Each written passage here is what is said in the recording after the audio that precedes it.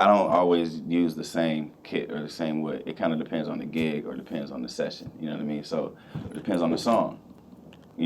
So if I want to do, say, an alternative record, to me in the studio, I would use a 24-inch, my 24-inch Babinga kit by Tama, Star Classic. Shout out. And my 13-inch snare, because I want that crack, but that snare has that body. You know what I mean? And 15-inch hats. Like that. But that's not what that is. That's a 22-inch kick. So it just depends on the gig, or the wood. You might want to use a 22-inch maple to get a different sound than a Babinga kick.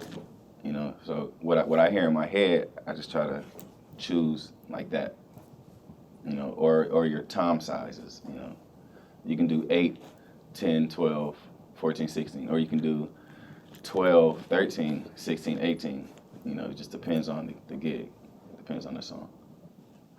Well, what you never show up with is just a couple crashes and, pair of hats and a snare, or try not to. I know, some people, that's what they have, but I usually show up with a lot of stuff, a lot of different snares, a lot of different cymbal choices. I like to make sounds in the studio. So I remember one session I had a remote hi-hat on the right side, and I had a 20-inch Legacy ride, which is trashy, and then I had like a 16-inch, crash inside of it, but it was on a remote hi-hat, and it made such a cool sound, and I used that for the session. And dudes were like, when I was setting it up, dudes were like, "What are you?" I'm like, just leave me alone, dude. Let me do this, and and then they ended up loving it.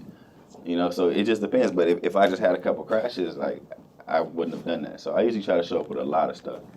Snares, cymbals, all kind of, little jingles and stuff to put on your hat. You never know, Especially when you go into big sessions. They're going to look at you like, yo, what are you, go get some more stuff. What are you doing?